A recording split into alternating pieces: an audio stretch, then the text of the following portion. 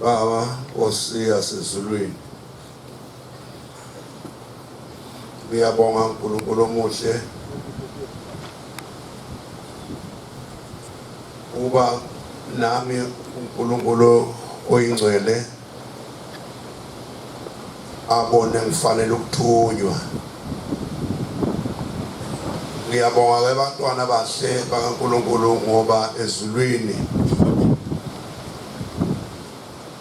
kubhekwa ngelinye iso.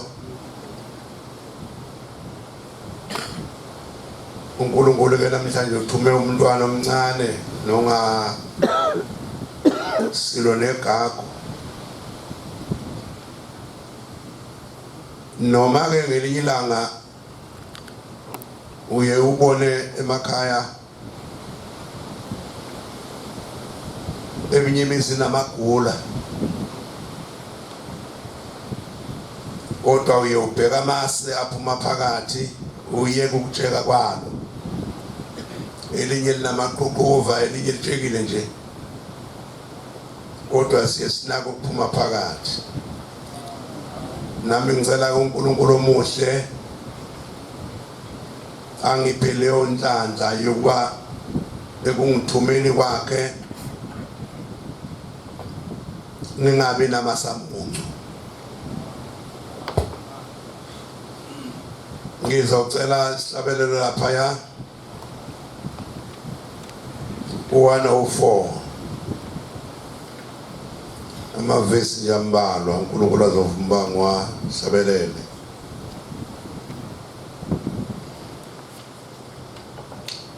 Nkulunkulu, Nkulunkulu Nkosi,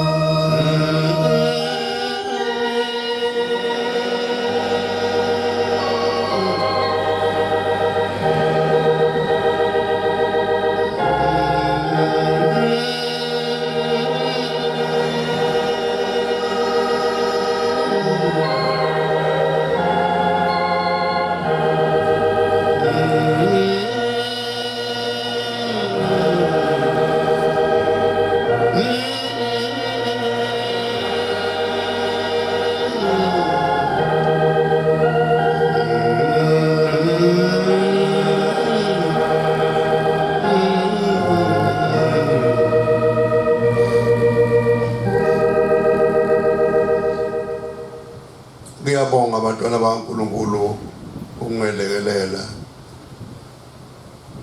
umnikazi yosibusisi. Manazaretha amahle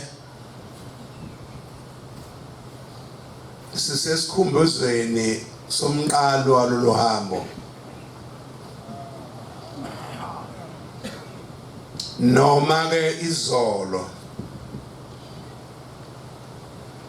sike sanokuthunukala kodwa ke akukhona kwethu lokho Manazaretha, kungokomnikazi wako. Okwethu kufanele sazi ukuthi uma sibuthene lapha phambi kwaNkulunkulu nomubi ubakhona, afune ukuzojabhisa noma ukuzodumaza umsebenzi kaNkulunkulu.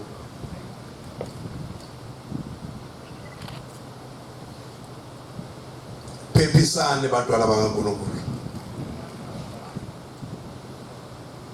Wesikuzwile nowesikubonile izolo. Iy'nhlelo zasezulwini bakithi ayifani ney'nhlelo zasemhlabeni.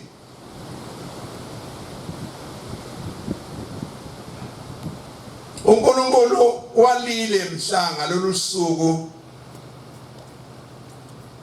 lo mcimbi kade ukhona, cishe kwenzeka nje khona la eThempelini. Khona lapha nje saphuma sesididingana khona.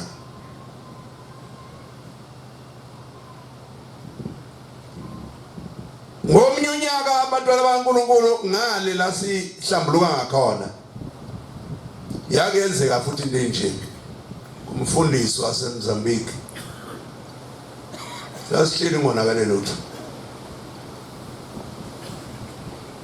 Manazaretha amahle engiphakama ngakho kokuthi isikhumbule ukuthi sisesikhumbuzweni somqalo walolu hambo. Kodwa ngelinye ilanga kufanele sibuye sikhumbuzane ukuthi kwakumi kanjani, ngoba manje isikhumbuzo wonke umuntu uyajabula manje athi ubuye esikhumbuzweni ukhululekiwe nje. Jabula umuntu ayi namhlanje esikhumbuzweni. Kodwa bese siyakhohlwa ukuthi kwanje isikhumbuzo lesi kuze kube khona isikhumbuzo kwakwenzekeni. Simonge uNkulunkulu wavala inyembezi. Ngoba bokuqala kwakuthi makulolu suku bayiginqaginqa phansi bekhumbula usuku okwenzeka ngalo. Kodwa uNkulunkulu wayesiyakuvala lokhu bantwana bakaNkulunkulu. Wasethi namhlanje singaqeda lokhu ukuthi nidabuke, sengicela ukuthi nikhulume ngokuthi nikhumbulani okuhle akwenzayo. Kayibongozi. Ake sifunde incwadi lapha eyodwa nje. Vela ngiphiwe kakhulu eBhayibhelini. Ngizofunda benye.